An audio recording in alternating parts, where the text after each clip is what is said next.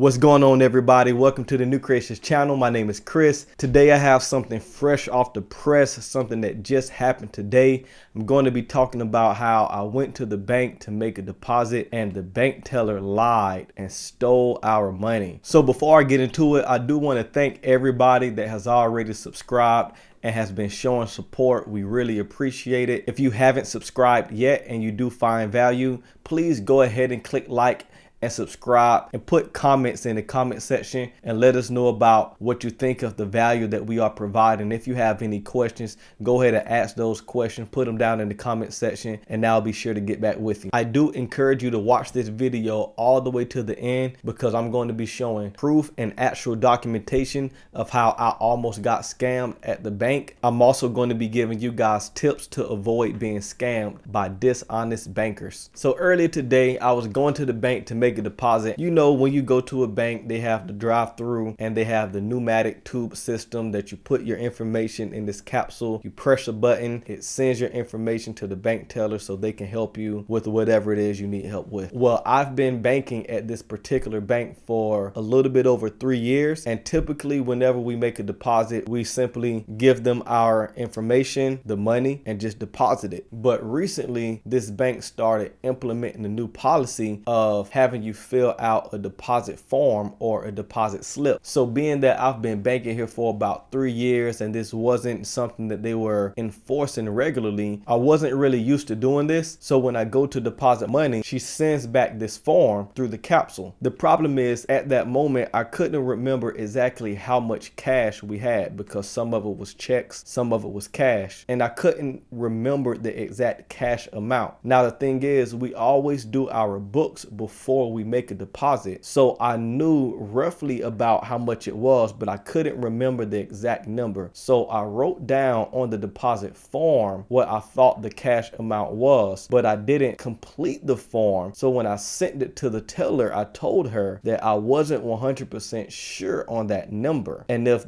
it did not match up with what she actually had, I needed her to send it back. So she told me what she had, and the number was different than what I wrote down, and she asked me, does that sound right? And when she told me the number, I thought about it and I was like, yeah, that actually does sound right. That's accurate. So she put me on hold for about 5 minutes, and then about 5 minutes later comes back and then she says, no, you were actually right. The number that you wrote down was correct. So she tried to close out the transaction and she sent me back my information. So then I paused and I'm like, why would she have a amount that she counted and then 5 minutes later say that that amount isn't correct? So now I'm going back and forth in my mind. I'm just like, something's not right. Something's fishy about this situation. So I hit the button, I call her and she answers. She's like, yes, what's going on, sir? I'm asking her, are you sure that that's the correct amount? Because I know what I wrote down was inaccurate, but now you're saying that that's the correct amount, but you said before you counted something different. And she says, no, that's correct. You'll be fine. So I asked her again, I'm like, are you sure? And she said, well, what I can do is I can give you a receipt of the money counter. So she gave me a receipt of the money counter, and the money counter only had the cash value, but it didn't have the change or the checks. So I told her that this is incorrect because it didn't even have the change.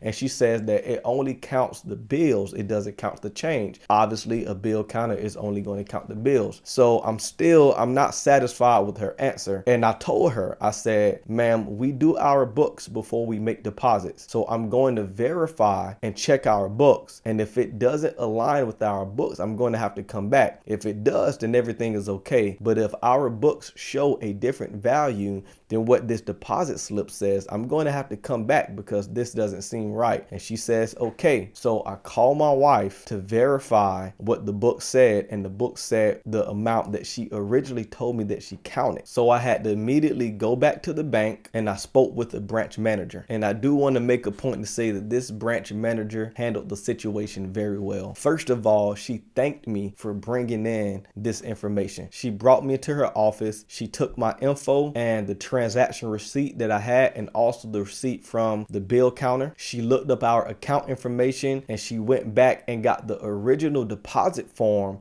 that was filled out. And then she explained to me that the policy of filling out a deposit form is not new. It's just now being thoroughly enforced. And she said that this is the reason why it's being thoroughly enforced, is because of situations just like yours. This branch manager has only been at this branch for about a month, so she has been trying to implement and enforce proper procedure. But what she told me is that without a deposit form, in the event of a discrepancy, such as you depositing more money than what's accounted for, it will be your word versus the bank teller. She said that the only thing that they could do is do an audit or review the cameras. And if the audit comes back good and nothing seems fraudulent or unaccounted for, it's nothing they can do. And if they can't see on camera the exact amount that was deposited, then it's nothing they can do. So having that deposit form filled out protects you, and it also protects the bank or the teller. So it's on you. It's your personal responsibility as a consumer, as a customer, to be sure that you accurately and completely fill out your deposit form when you make a deposit. So I asked her if I could look at the deposit form. And when I looked at it, it was not completed by me, because remember, I said I did not complete the entire form. So the bank teller completed the form for me, and she wrote down the original amount that she counted, and then she wrote over that and then put the amount that I wrote down that I told her was inaccurate. And then you can see the amount that I wrote down, she scribbled that out, and then she wrote a different amount under that. When I saw this on the deposit form, I looked at this and I looked at the branch manager and I said, ma'am, this is illegal. You can't just scribble through somebody else's writing like that. If you make a mistake, you one line it and initial it, but you can't scribble through somebody else's writing, especially on legal documents, and not verify who is the one making these corrections. So in my situation, being that I did have a deposit form and that it did have many errors on it, they do have something that they can work with to get to the bottom of this situation. The branch manager did not come to a final conclusion or say definitively what happened, but she did say that tonight they will be doing an audit and reviewing the cameras, and she will get to the bottom of this situation. And she said that she will also get to the bottom of why there were errors on my deposit form that were not made by me. So the moral of the story is trust but verify. It is your responsibility to make sure you account for your finances. And I'm not saying that you can't trust banks, credit unions, and financial institutions, but you cannot trust them at the expense of neglecting to manage your own money. People work for banks and people make mistakes, and the sad truth is that not all people are honest. Had I been frivolous and not done the books and not had proof of how much was actually deposited, I would not have had the confidence to go back and say, this is wrong. This is not the number that I deposited. Now I'm going to show you guys documentation, and when you look at these numbers, the reality is that it was only $5. So it's not a lot of money. So the issue wasn't the amount of money. The issue here